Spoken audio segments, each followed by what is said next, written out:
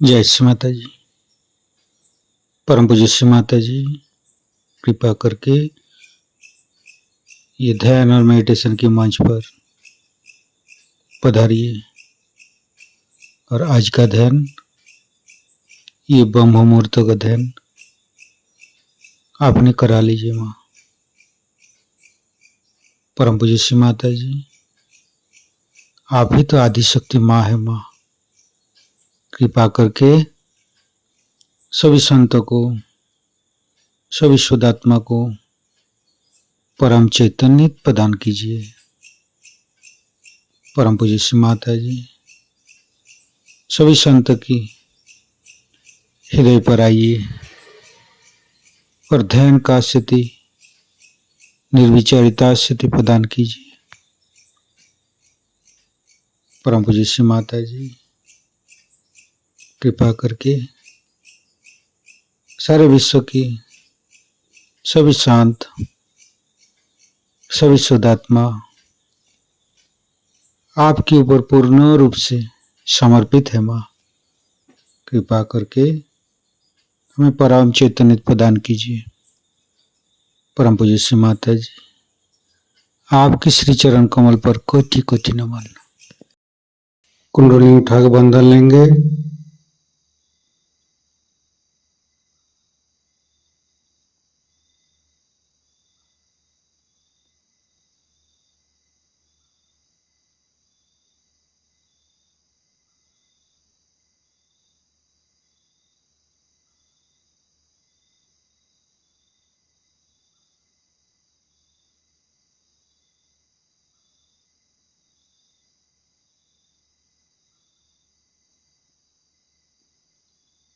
तीनों महामंत्र।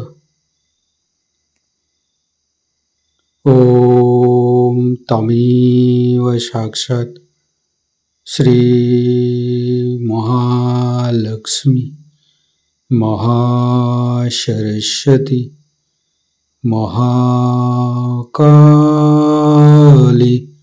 त्रिगुणात्मिका कुंडली साक्षात् श्री आदिशक्ति माता जी श्री निर्मला देवी नमो नमः। ओम तमेव साक्षात् श्री कल्की साक्षात् श्री आदिशक्ति माता जी श्री निर्मला देवी नमो नमः।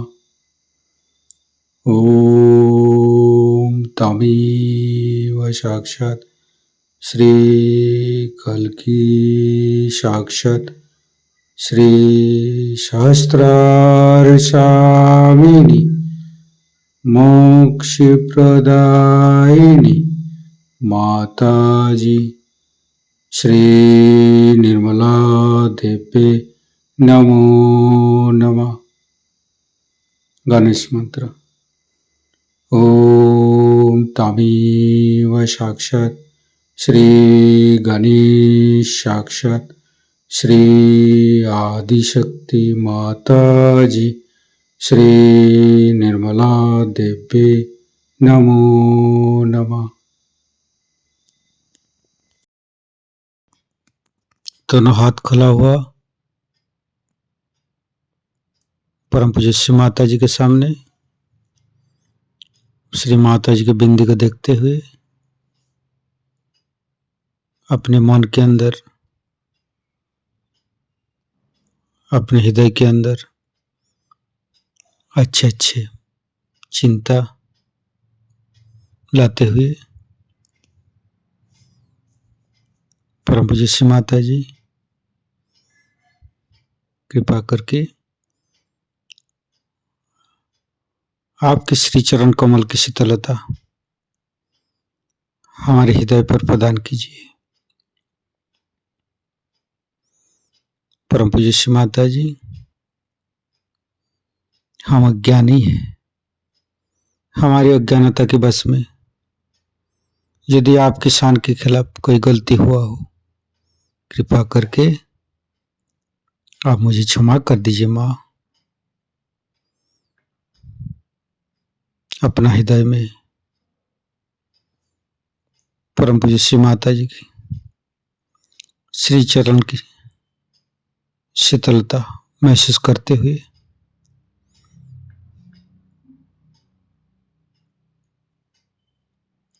धीरे धीरे चित्त को मूलाधार चक्र पर परम पूज्य श्री माता जी आप ही तो प्रभु गणेश है, कृपा करके हमारे शरीर के अंदर तीनों नाड़ी सातों चक्र में समस्त दोषों को समस्त रोगों को दूर कीजिए। हे प्रभु गणेश, कृपा करके आप हमारे अंदर आइए। हे आदिशक्ति माँ, हम कभी अतीत में चला जाते हैं, कभी भविष्य में चला जाते हैं। कृपा करके अतीत और भविष्य को छोड़ के हमें वर्तमान में स्थापित कीजिए। वर्तमानी धर्म है माँ, वर्तमानी सच है। कृपा करके हमें वर्तमान में स्थापित कर दीजिए। हम सारे समय, सारे पल, सारे दिन परम चैतन्य माँ के साथ चलते रहते हैं। हमारे सांसें, हमारे जीवन, हमारे समय इस चैतन्य लहरी के साथ, इस चैतन्य लहरी की शक्ति से चलते हैं, जो कि हम सहयोग से ही श्री माता जी के पास से प्राप्त हुई है। धीरे धीरे चित्त को तीनों स्वादिष्ठान को देखेंगे।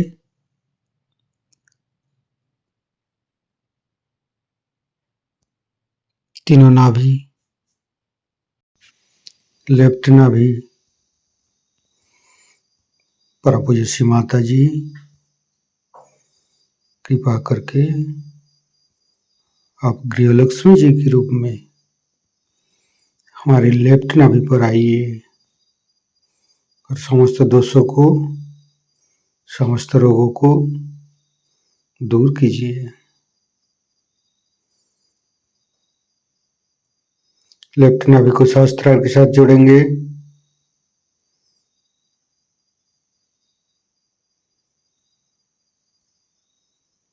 फिर चित्त को राइट नाभि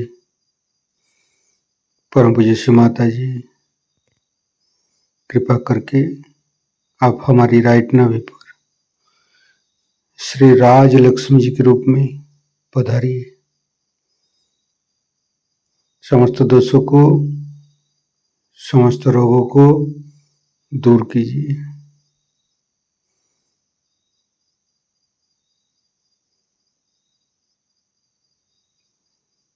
फिर धीरे धीरे चित्त को मध्य नाभि परम पूज्य श्री माता जी आप ही ने तो हमें संतोष प्रदान की है, आप ही ने तो हमें उदार बनाया है।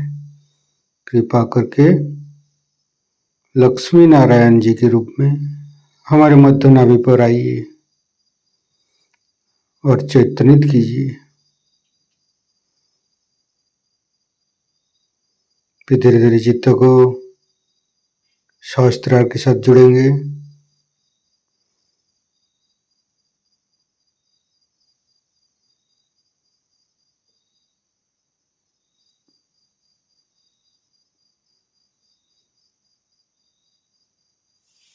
फिर तीनों हृदय, लेफ्ट हृदय परम पूज्य श्री माता जी आपकी परम कृपा में तो हम शुद्ध आत्मा है।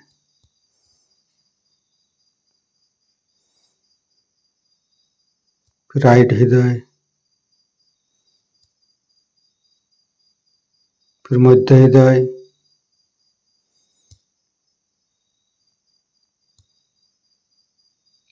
विशुद्धि राइट विशुद्धि, लेफ्ट विशुद्धि। परम पूज्य श्री माता जी, आपकी परम कृपा में हम संपूर्ण निर्दोष हैं माँ। मध्य विशुद्धि,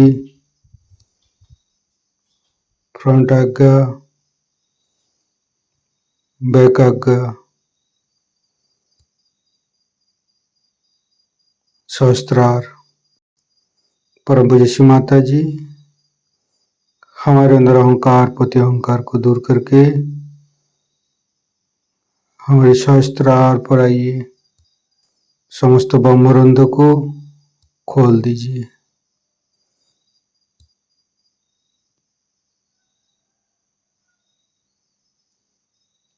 परम पूज्य श्री माता जी, हमें निर्विचारिता सिद्धि, ध्यान का सिद्धि दीजिए।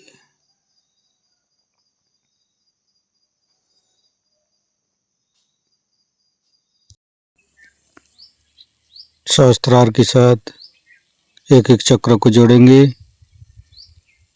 मूलाधार, स्वादिष्ठान, नाभि, हृदय, विशुद्धि, आज्ञा, संपूर्ण चित्त सहस्त्रार पर रखेंगे। परम पूज्य श्री माता जी, हमारे ऊपर ऐसी कृपा कीजिए ताकि आपकी वाणी को हम सहस्त्रार से ग्रहण कर सके। संपूर्ण चित्त सहस्त्रार पर परम पूज्य श्री माता जी को अमृत बनी हम सहस्त्रार से ग्रहण करेंगे।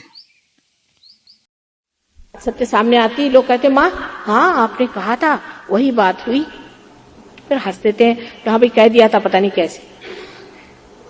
एक प्रगाढ़ दृष्टि उसमें आ जाती है मनुष्य की। जैसे जैसे मनुष्य इसमें प्रगति करता है तो वो इतना जानकार, इतना समझदार हो जाता है कि उसका वर्णन ही नहीं किया जा सकता।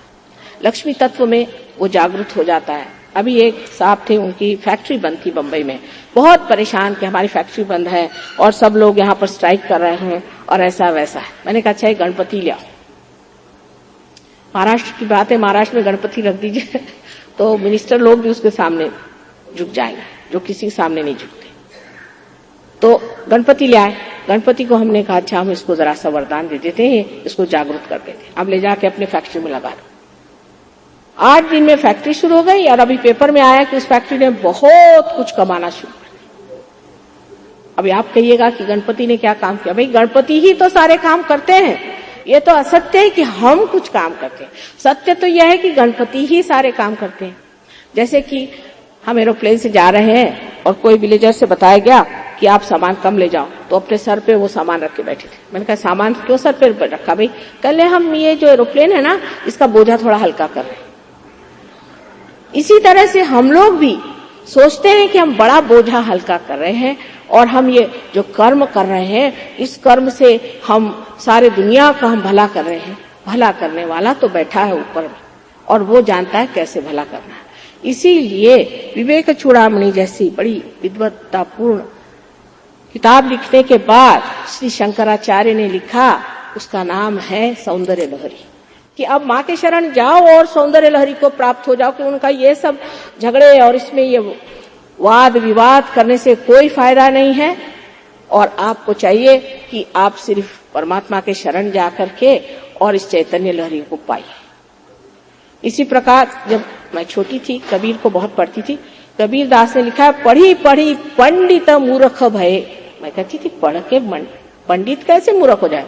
अब ऐसे बहुत देखती हूँ जो अति पढ़ गए वो अति मूर्ख नजर आते हैं।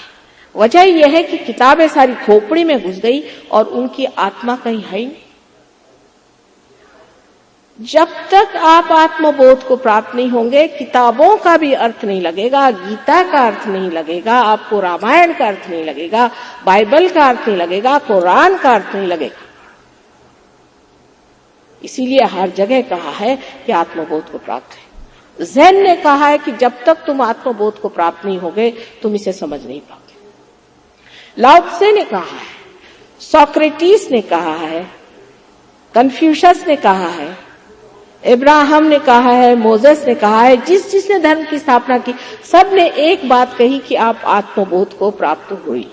और वेद भी जो विद है, विद माने ही बोध होना, जो कि हमारे सेंट्रल नर्वस सिस्टम पे ही, हमारे मध्य जो नसों की व्यवस्था है, उस पर जाना जाएगा सत्य क्या है। अभी तक हमारी उत्क्रांति में हमने जिसे सत्य जाना, सो सत्य इसलिए अधूरा है क्योंकि उसकी गहनता हमने पाई नहीं। जैसे कि एक जानवर है, उससे कहिए कि आप एक गंदे नाले से निकल जाइए, वो निकल जाएगा, लेकिन मनुष्य नहीं जा सकता क्योंकि एक उच्च स्तर पे उसको गंदगी सफाई का उतना सब समझता है। लेकिन तो भी पाप की गंदगी वो नहीं समझता, बुराई की गंदगी वो नहीं समझता। किसी से कहा जाए भाई तुम ये काम मत करो तो नाराज हो जाते हैं, लेकिन पार होने के बाद अपने आप ही सब कुछ छूट जाता है। अभी प्रदेश में सहयोग बहुत ज्यादा यशस्वी होने का कारण एक ही है कि वहां पर हमने सबसे ये कहा कि आप पार होकर के देखिए, आपकी आदतें छूट जाएगी।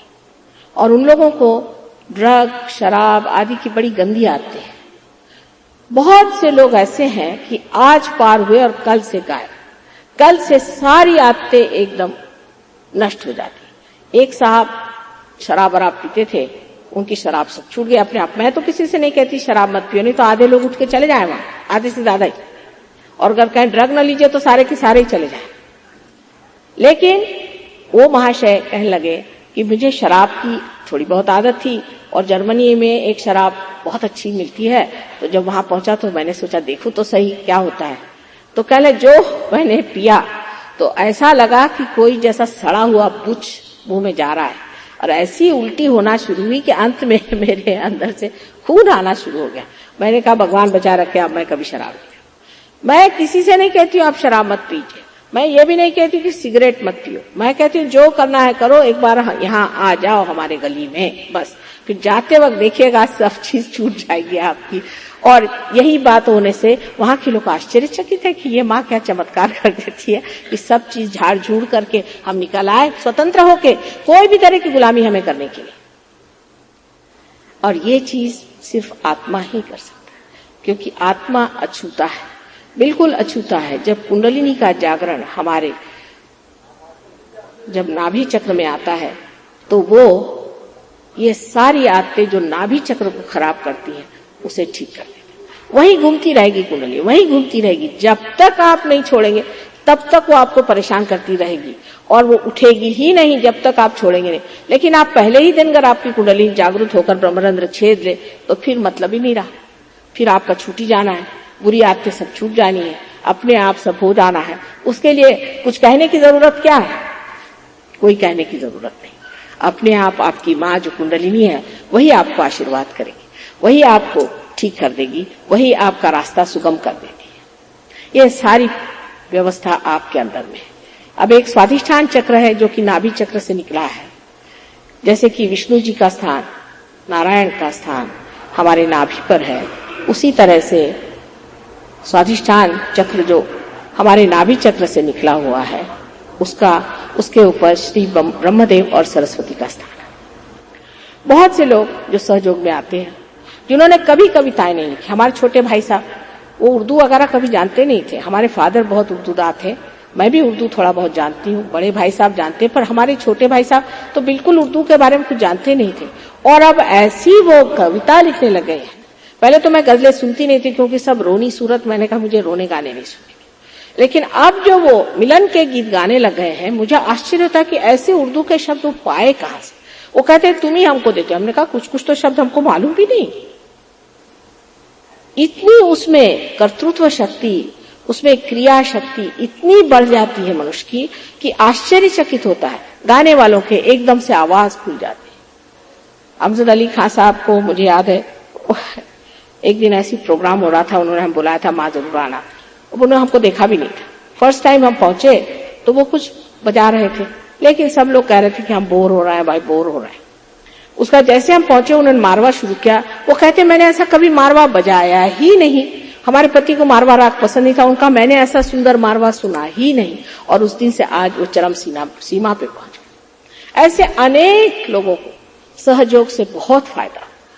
आपकी जो संगीत आदि कलाकृतियां हैं उसमें इतना अंतर आ जाता है कि आप आश्चर्यचकित हो जाते हैं। एक बहुत विद्वान स्त्री है जो कि बहुत अच्छी कलाकृति करती है, बंबई में रहती हैं, बहुत ऊंचे घर की है और बहुत मशहूर है। लेकिन जब मैं उनके घर गई तो मैंने उनसे कहा कि अभी आपके चित्रों में गहराई नहीं है, गहराई आनी चाहिए। जब वो पार हो गई अब उनके चित्र ही बदल गए, उनका ढंग ही बदल गया। वो स्वयं सोचती है कि ये चित्र कहाँ से बने। अब आप कहेंगे कि माँ ऐसे तो बहुत अच्छे अच्छे चित्र बनाने वाले हो गए, जैसे मोनालिसा का चित्र आप जानते हैं जिन्होंने बनाया लियोनार्डो दा विंची, ये रियलाइज सोल थे। माइकल एंजेलो रियलाइज सोल थे, विलियम ब्लेक रियलाइज सोल थे, शेक्सपियर अवधूत थे, अवधूत जो कि दिखाते हैं कि ये सारा संसार बेकार है, फ्यूटिलिटी। आप अगर उनकी पूरी कोई सी भी किताब पढ़िए, कोई सी भी चीज जाने तो वो दिखाते हैं कि ये जो हम दुनियाई काम करते हैं ये सब फ्यूटाइल है, सब इसकी कोई माने नहीं रहती। वो अवधूत थे। ऐसे अनेक लोग परदेश में भी हो गए। गर्टर एक थे बड़े भारी, आप उनको जरा पढ़िए तो आपको लगेगा ये कौन बोल रहा है। सहयोग के बाद आप जान सकते हैं कि कितने ही लोग इस तरह के बाहर में भी आत्म साक्षात्कारी थे। लेनिन भी आत्म साक्षात्कारी थे, लेकिन लेनिन के ऊपर इतना प्रेशर सब लोगों ने डाला कि वो फिर और चीजों में चले गए। और आपके जॉर्ज वॉशिंगटन, उनसे भी बढ़ के लिंकन जो थे, इब्राहिम लिंकन, वो बड़े भारी साक्षात्कारी पुरुष थे। लेकिन वो भी जो कुछ कर गए हैं वो ये लोग समझ नहीं पाए। वो तो गलत चीजों को ही बड़ा समझ के बैठे हुए हैं। आज भी आश्चर्य की बात है कि इतने बड़े अमेरिका में एक छोटा सा रास्ता इब्राहिम लिंकन के नाम पर बनाया, उनका महत्व नहीं। इस प्रकार हमारे देश में भी, आपके देश में, इस बांग्लादेश में तो कितने साक्षात्कारी लोग हो गए। रविंद्र बाबू हो गए, उसके बाद में शरद चंद्र हो गए। हम तो शरद चंद्र से बढ़ के किसी भी कादम्बरीकार को नहीं मानते, सबसे ऊंचे कादम्बरीकार ये हैं। जैसे टॉल्स्टॉय है वो उसके नीचे ही बैठते हैं, पर टॉल्स्टॉय में भी वो खूबी है जो हमारे शरद चंद्र में। पर शरद चंद्र से बढ़ के तो कोई कादम्बरीकार हुआ नहीं आज तक, और न होगा शायद। अगर उसको आत्म साक्षात्कार प्राप्त होकर के उन्होंने जरा सा कुछ उनके लिखने का अध्ययन किया तो हो सकता है कि उनके जैसे भी लोग फिर से इस दुनिया में आ सकते हैं। आत्म साक्षात्कार जिन्होंने प्राप्त किया है वो आज दुनिया के चरम सीमा पे है। उनको लोग पूछते हैं, उनकी मालाएं चढ़ाते हैं, उनके पुतले बनते हैं। क्या आपने कभी सुना है कि कोई बड़ा शराबी है उसका पुतला बना है? हमने तो ऐसा कहीं सुना नहीं कि किसी बड़े शराबी का, ये महाशराबी थे इनको हार पहनाओ। लेकिन मनुष्य इतना विक्षिप्त है कि देखता है कि जब शराब खाने में इंसान जा रहा है और वहां जाके लड़खड़ाते हुए वापस आ रहा है तो वो उसको धक्का देकर के अंदर जाता है कि मुझे ज्यादा पिलाओ कि मैं उससे ज्यादा लड़खड़ाऊं। ये तो ऐसा ही हुआ, आ बैल मुझको मार।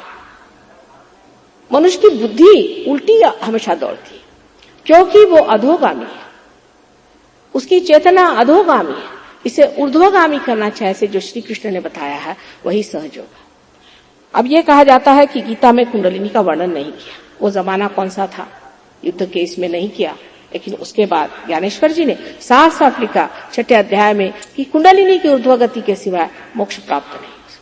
उसके बाद नानक, सबसे तो बड़ी बात है आदि शंकराचार्य, और उनसे भी 14,000 वर्ष पूर्व मार्कंडेय जी साफ साफ कुंडलिनी का वर्णन किया। पर मार्कंडेय को पढ़ता कौन है? सब लोग पढ़ते हैं गंदे गुरुओं की किताबें जो गलत रास्ते पे इंसान को ले जाते हैं। सबको ये समझना चाहिए कि सहयोग का प्राप्त होना कोई आज नई बात नहीं है।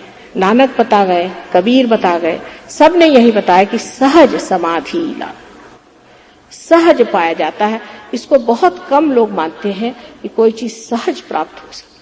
जो जीवंत क्रिया है वो सहज होती है। और जैसे शिरडी के साईनाथ कहते थे कि हर एक चीज सबूरी में मिले।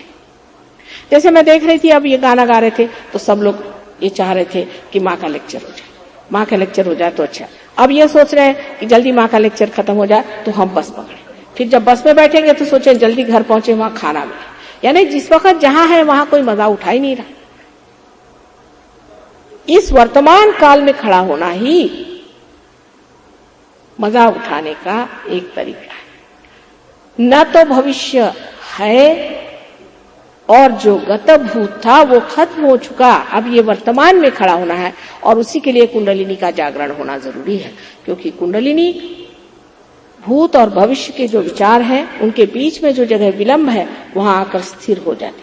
वहां स्थिर हो जाने से आदमी हर क्षण, इस क्षण में, जबकि ये वर्तमान का क्षण है, उसकी पूरी चीजें जान लेता है और उसकी जानकारी इतनी अचूक होती है कि अगर वो कह दे कि भाई लाल पत्थर मैंने वहां देखा, तो आप जाके देखिएगा उसको लाल पत्थर दिखाई देगा, हालांकि उस आदमी ने 7 साल पहले देखा होगा। यही एक फर्क साधारण मनुष्य में है और एक साक्षात्कारी में है कि साक्षात्कारी हमेशा अपने आत्मा में स्थित शांति में बसा रहता है। उसको कोई चीज, कोई भी कोलाहल उसको विकृत नहीं कर सकता, अकुला नहीं सकता। वो बिल्कुल पूरी समय से शांति में बैठा रहता है। पर इसका मतलब ये नहीं कि वो दुष्टों का अन्याय सहता है। अगर कोई दुष्ट खड़ा हो जाए तो उसके सामने जाकर के वही लड़ सकता है जो आत्म साक्षात्कारी, क्योंकि वो जानता है ये दुष्ट है और इसका जो कुछ भी अन्याय हो रहा है उसका प्रतिकार उसी को करना है। ऐसे वक्त जब जब बातें पड़ी तो ऐसी जो कार्य हुए उसका भी दुष्परिणाम लोगों ने ले लिया कि ऐसे, क्योंकि हमारे गुरुओं ने उस वक्त लड़ाई की थी तो अब भी हम लड़ाई करेंगे, अपने भाई बहनों को काटते फिरे। हर अच्छी चीज को बिगाड़ना कैसा चाहिए ये मनुष्य से सीखना चाहिए। हर बढ़िया चीज का विकृत रूप कैसा लाना चाहिए ये मनुष्य के मस्तिष्क में है। परमात्मा को ये बात समझ में नहीं आ सकती, उसके बस का नहीं है, क्योंकि वो तो हमेशा हितकारी ही बात सोचता है। वो गुस्सा भी होता है तो हित के लिए और वो प्रेम भी करता है तो हित के लिए। लेकिन मनुष्य का सारा ही मामला ऐसा कुछ उन्होंने बना रखा है कि हर चीज उल्टी बैठा देती। लेकिन इसी वजह से सारी आज की उलझने हैं। आज के 2 चक्रों पर थोड़ा कुछ कहा मैंने, क्योंकि काफी बड़ा विषय ये विषय है, उस पर इतने गहन तक तो कह नहीं पाऊंगी। और मेरे कम से कम अंग्रेजी में ही 3000 लेक्चर्स हैं और हिंदी भाषा में न जाने कितने हजार लेक्चर्स हो गए होंगे। आप लोग सहयोग में आए, कल सवेरे मैं भी आऊंगी, वहां सब लोग आए और वहां मैं आपसे चर्चा करूंगी इस पर, सहयोग के बारे में और चक्रों के बारे में। और कल और भी मैं कुछ बता सकूंगी तो बता दूंगी आप लोगों को। पर ये सब जान जून करके भी सूरदास जी ने सारा सुरसागर लिखने के बाद कहा कि सूरदास की सभी अविद्या दूर करो नंदलाल। ये सारी अविद्या जब तक उसका अनुभव नहीं आया, सब अनुभव शून्य है। अनुभव शून्य, ये माथा पच्ची में क्या रखा हुआ, अनुभव को प्राप्त होना चाहिए। और जैसे कल सबने अनुभव को प्राप्त किया, आज भी सब लोग प्राप्त करें, इतना ही नहीं उसको गहन में उतारें। ऐसी मैं आपसे सबसे विनती करती। सबसे ज्यादा तो लायन क्लब के लिए मैं क्या कहूँ, वो मेरा धन्यवाद भी नहीं लेना चाहते। मैं बहुत अनुग्रहित हूँ कि उन्होंने ये समय दिया जिससे कि मैं कलकत्ता के लोगों से ये बातें बता सकी कि आपका धरोहर क्या है, आपका हेरिटेज क्या है, उसे आप जानिए, उसको आप पाइए। परमात्मा आप सबको आशीर्वादित करे। आज दशहरे के इस शुभ अवसर पर एक आज महान तिथि नजर आ रही है। ऐसा कहा जाता है कि दशहरे का मुहूर्त हर चीज के लिए ठीक है और आज आत्म साक्षात्कार के लिए तो अत्युत्तम है। आशा है इस शुभ अवसर पे आप लोग सब अपने आत्मा को प्राप्त हो। जैसे मैंने कहा कि थोड़ी नम्रता चाहिए।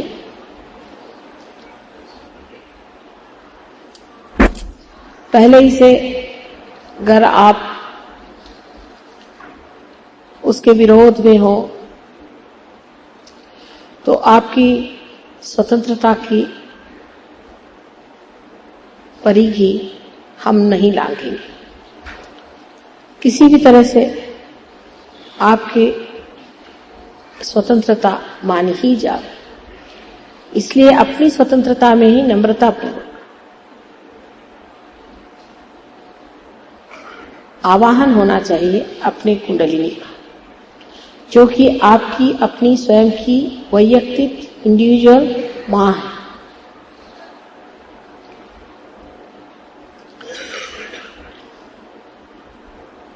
एक ही बात जो कल मैंने कही थी कि अपने को किसी भी चीज में दोषी नहीं ठहराना है, प्रसन्न चित्त होकर के बैठना है।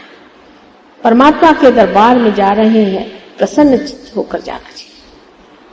कोई सीरियसनेस की बात नहीं है और उच्छृंखलता भी नहीं, लेकिन एक प्रसन्न बहने वाली धारा है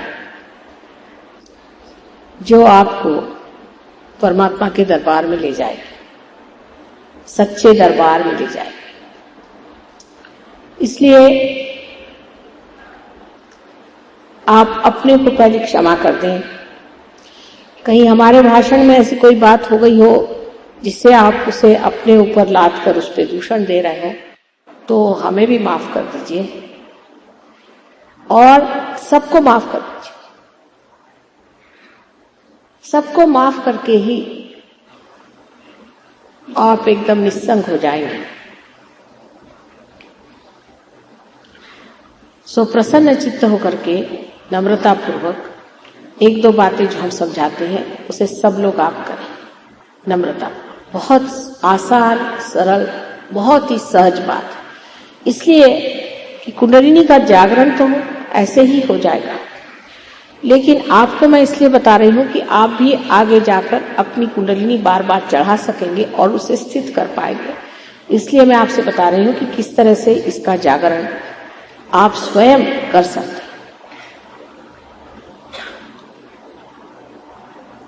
उसके लिए हमें अपने जूते उतार देने चाहिए, क्योंकि इस महान भूमि का जो वरदान है उसका आशीर्वाद लेने के लिए जरूरी है कि हम अपने जूते उतार कर उसका मान करें। सो हमारे अंदर की जो बाधा है उसे वो अपने अंदर खींच ले।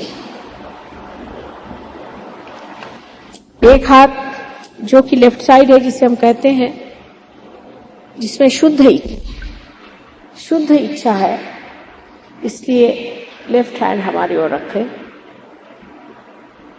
असल तो ये इच्छा शक्ति है और शुद्ध इच्छा तो हमारी कुंडलिनी है, लेकिन हम मन में ये विचार करें कि आत्म साक्षात्कार पाना ही अगर शुद्ध इच्छा है तो वो इच्छा हमारे मन में रखें और हम एक हाथ हमारी ओर रखें और ये हाथ जो कि क्रिया शक्ति है, इसे हम अपने लेफ्ट साइड में जितने भी चक्र हैं उन पे एक एक रखेंगे। मैं पहले उसे दिखाऊंगी, उसके बाद आप आंखें बंद कर लीजिएगा तो आप उसे पा लीजिएगा। दोनों पांव अलग रखिएगा, जोड़ के नहीं, क्योंकि दो शक्तियां हैं, जैसे मैंने कहा था ईड़ा और पिंगला की, उनको अलग रखने से ही कार्य ठीक से होगा।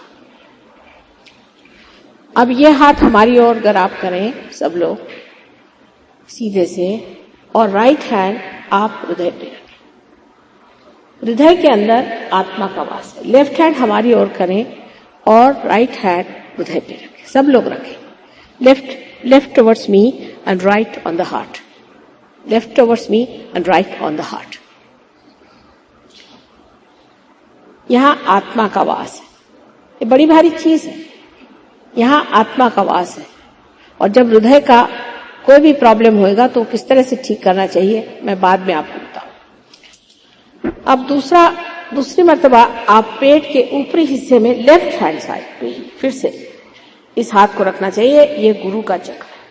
जितने महान सदगुरु हो गए जिनके आज मैंने नाम लिए थे, उन सदगुरुओं ने ये एक जगह, ये हमारा एक चक्र ऐसे बनाया हुआ है कि जिसको जागृत करने से हम स्वयं के गुरु हो जाते हैं, ये उनकी कृपा।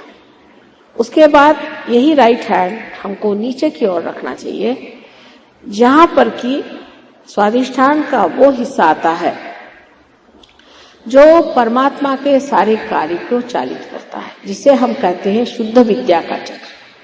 यहां शुद्ध विद्या है। उसके बाद इसको जागृत करने से कुंडलिनी जागृत हो जाएगी। फिर ऊपर फिर से हाथ जाएगा, जहां पर कि मैंने कहा था गुरु का स्थान है। उसके ऊपर फिर हृदय पे, जहां आत्मा का स्थान है। फिर इस जगह जहां कि आप गर्दन को मोड़ लें और हाथ को यहां रख करके और इस चक्र को पकड़े, जहां पर कि हम अपने को दोषी समझते हैं, ये चक्र बहुत पकड़ जाता है। हर चीज में हम अपने को दोषी समझते हैं, ये गलत हो गया, वो गलत हो गया। कांटे चम्मच उल्टे रख दिए तो भी गलती हो जाती। क्या मनुष्य इसलिए बना है कि कांटे चम्मचों के लिए दोषित किया जाए? तो बड़ी ऊंची चीज है मनुष्य। तो इस जगह हाथ रख करके इस तरह से गर्दन करके अभी इसी वक्त आप कह लीजिए कि मैं दोषी नहीं हूं, मैंने कोई दोष नहीं, मैं निर्दोष हूं, क्योंकि परमात्मा ये प्रेम के सागर हैं, दया के सागर हैं और सबसे अधिक एक क्षमा के सागर है। और आप कोई सी भी गलती ऐसी नहीं कर सकते जो परमात्मा क्षमा नहीं कर सकते। उसके बाद इस हाथ को सर पे रख ले, माथे पर इस तरह से। यहां पर आज्ञा का चक्र है और इसको दोनों तरफ से ऐसे दबाएं। और यहां पर आपको मैं बताऊंगी क्या करना है। पीछे ये हाथ पीछे ले जाएं और इसके ऊपर सारा बोझा दे करके सर को ऊपर उठा ले। ये आज्ञा का पिछला हिस्सा है, आज्ञा चक्र। उसके बाद हाथ को पूरी तरह से तनाव दे करके और माथे के ऊपर बराबर बीचों बीच सहस्त्रार पे रखें, जिसे कि यहाँ पर हम ब्रह्मरंध्र कहते हैं, जहां हमारी तालू है। उस तालू पे इसको स्थित करके और दबा के और धीरे धीरे इसे घुमाएं। बस इतना ही करने का है, बहुत सरल काम है। अब एक बात याद रखिए कि बहुत बार जब लोग यहां हाथ रखते हैं तो इधर से जाते हैं, नहीं सामने से इस तरह से पकड़ना है और सर ऐसे करना है। वो सब मैं बता दूंगी धीमे धीरे। अच्छा, अब आप आंख बंद कर, सब लोग आंख बंद करें। कृपया आंख न खोले, चश्मा भी आप उतार सकते हैं। कृपया आंख न खोले, क्योंकि आंख खोलने की क्रिया से आपका चित्त बाहर जाता है, इसलिए आंख न खोले। इससे दृष्टि भी ठीक होती है, दृष्टि विजन ठीक हो जाता है। इसलिए आप आंख न खोलें और जब तक मैं न कहूं आंख न खोलिएगा। बस इतना ही करने का है। और अब आप अपनी कुंडलिनी किस तरह से जागरूक करिएगा ये आप स्वयं देख सकते हैं। अच्छा, अब हमारे और आप ऐसे ही लेफ्ट हैंड को रखें। मैं राइट और लेफ्ट अंग्रेजी में कहूंगी, क्योंकि उसमें मैंने देखा है कि हर भाषा में अलग अलग चीज है। अब अपना राइट हैंड आप हृदय पे रख के आंख बंद करें। हृदय में आत्मा का स्थान है। सो एक बहुत मूलभूत प्रश्न आपको पूछना है, फंडामेंटल क्वेश्चन। आप चाहे जो श्री माता जी कहें, चाहे माँ कहें, माँ क्या मैं आत्मा हूं? ये सवाल आप 3 बार मुझसे पूछिए अपने हृदय में, जोर से नहीं। माँ क्या मैं आत्मा हूं? 3 बार प्रश्न।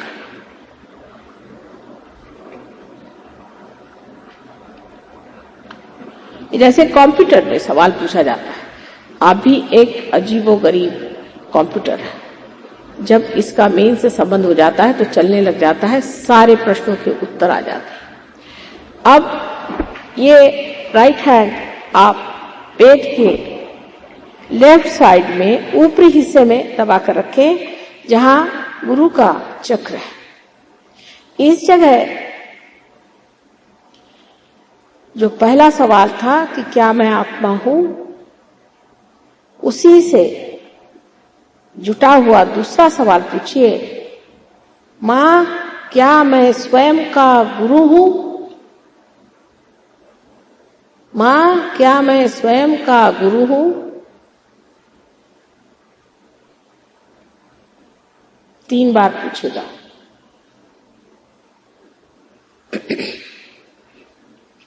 अब राइट हैंड को आप पेट के निचले हिस्से में रखें, लेफ्ट हैंड साइड पर दबाकर। ये मैंने आपसे कहा था कि शुद्ध विद्या का स्थान है, किंतु आपकी स्वतंत्रता हमारे सर आंखों पर, मैं नहीं चाहूंगी कि किसी तरह से उसमें कोई दखल हो। इसलिए आपको अपनी स्वतंत्रता में कहना होगा कि मां मुझे शुद्ध विद्या दीजिए। आपके मांगने से ही दे सकती हूँ। मां मुझे शुद्ध विद्या दीजिए, ये 6 बार कहिए। पेट के निचले हिस्से में लेफ्ट हैंड साइड में अपना हाथ रखिए। मां मुझे शुद्ध विद्या दीजिए, ये कहने से ही कुंडलिनी जागृत हो सकती है। इसे 6 बार कहिए, क्योंकि इसमें 6 कलियां हैं। अब आपकी कुंडलिनी का चलन वलन शुरू हो गया। अपना राइट हैंड पेट के ऊपरी हिस्से में लेफ्ट हैंड साइड में आप रखें दबाकर।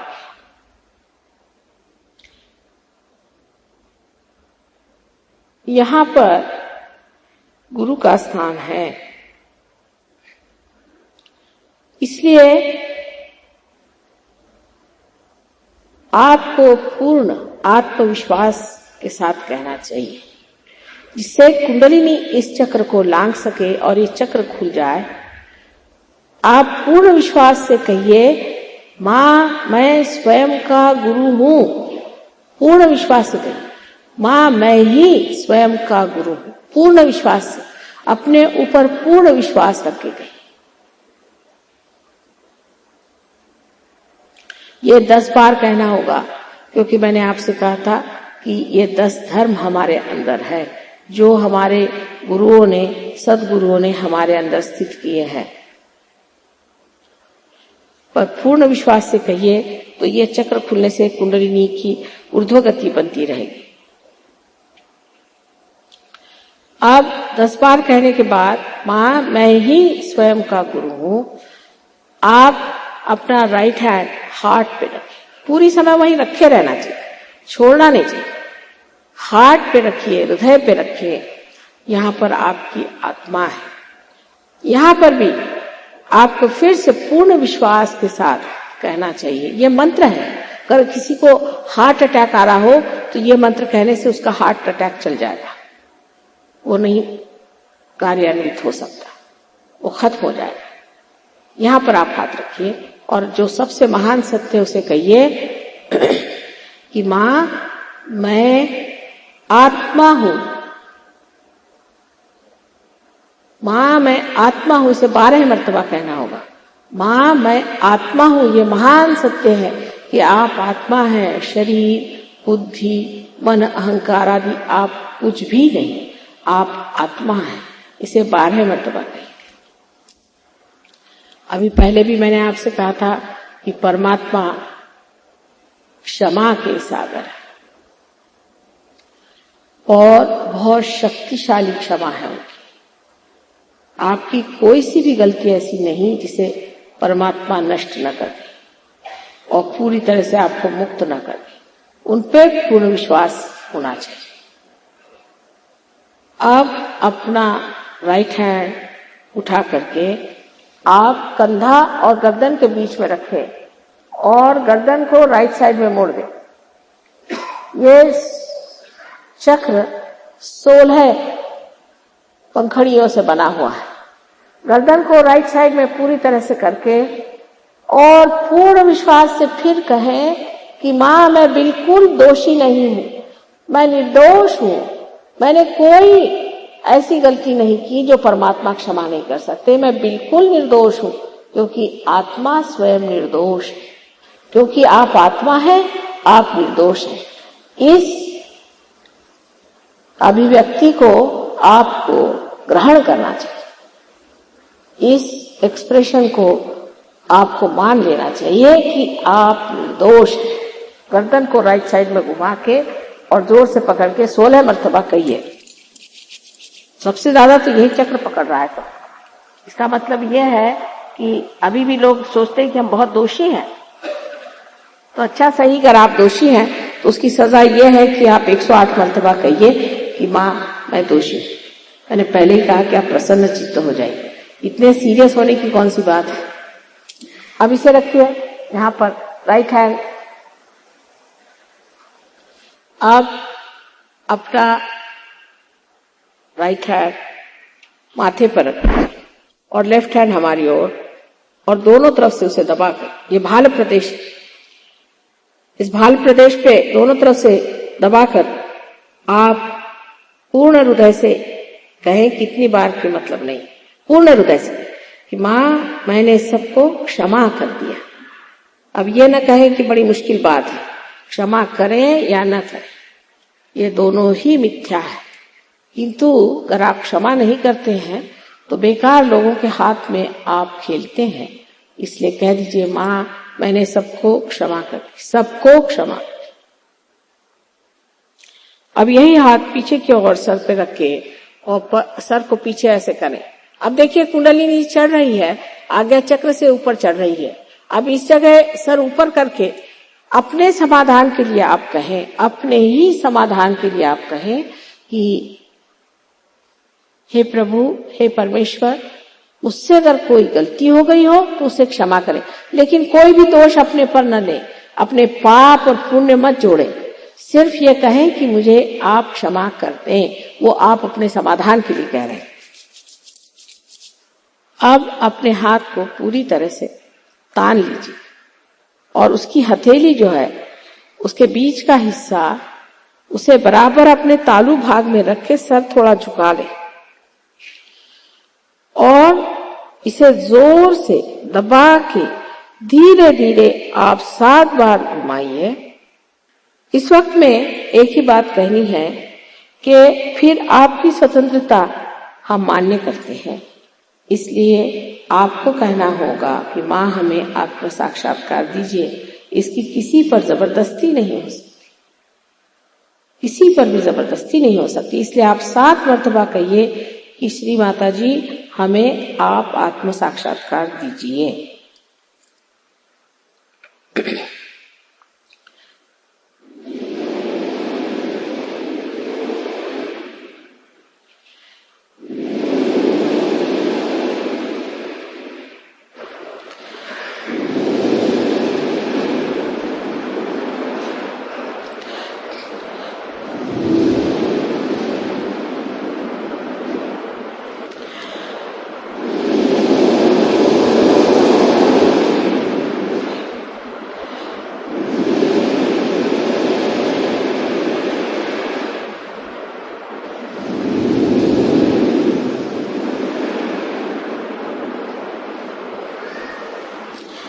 अब यह हाथ नीचे कर लें।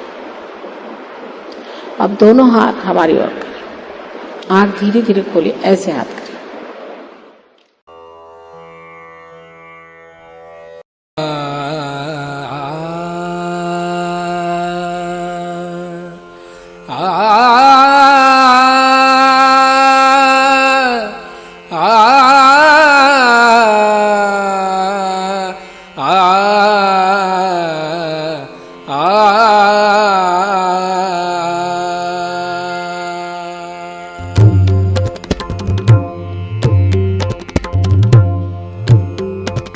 नमो नमो श्री निर्मल माता, नमो नमो श्री निर्मल माता, नमो नमो श्री निर्मल माता।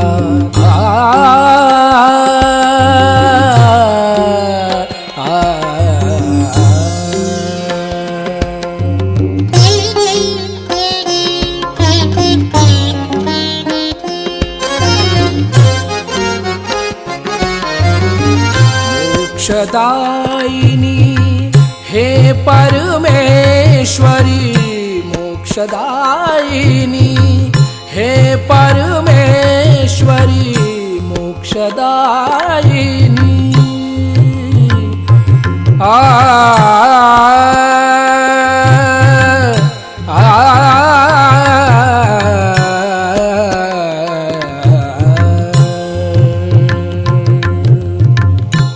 मोक्षदायिनी हे परमेश्वरी हृदय निवासिनी नमो नमः हृदय निवासिनी नमो नमः नमो नमो श्री निर्मल माता नमो नमो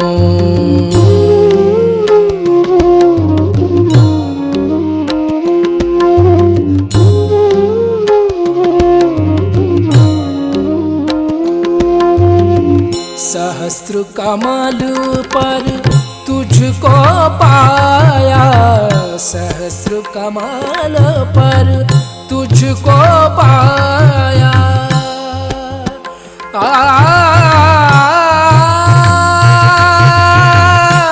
आ,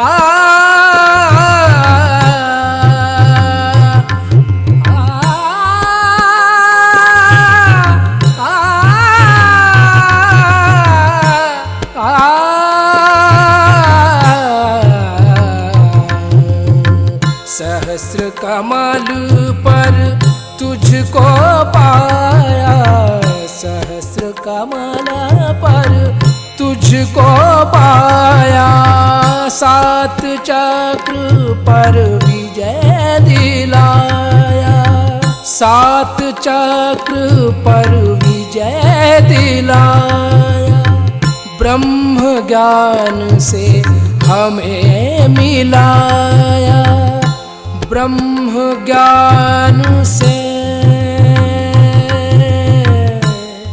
ब्रह्म ज्ञान से ब्रह्म ज्ञान से ब्रह्म ज्ञान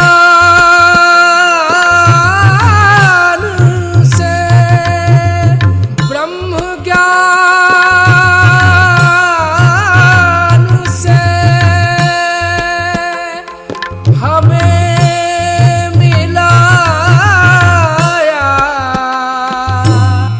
नमो नमो श्री निर्मल माता नमो नमो श्री निर्मल माता नमो नमो श्री निर्मल माता नमो नमो श्री निर्मल माता नमो नमो नमो नमो नमो नमो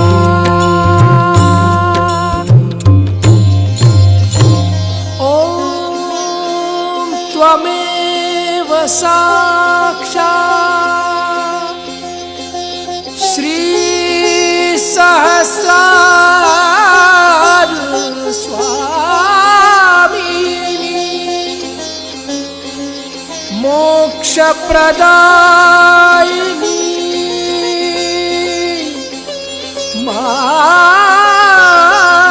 माताजी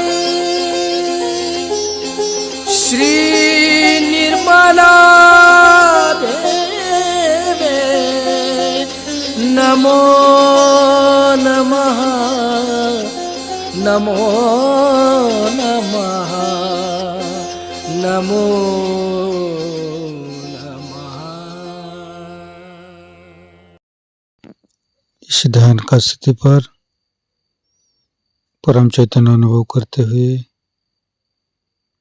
थोड़ी देर रहेंगे। दोनों हाथों पर सहस्त्रार पे परम पूज्य श्री माता जी का चैतन्य की वर्षा अनुभव करते हुए परम पूज्य श्री माता जी आज का ध्यान आपने करा के जो हमें चैतन्य की है, निर्विचारिता स्थिति प्रदान की है, ध्यान की स्थिति प्रदान की है, इसके लिए मैं आपको कोटि कोटि नमन। कुंडली उठाकर बंधन लेंगे।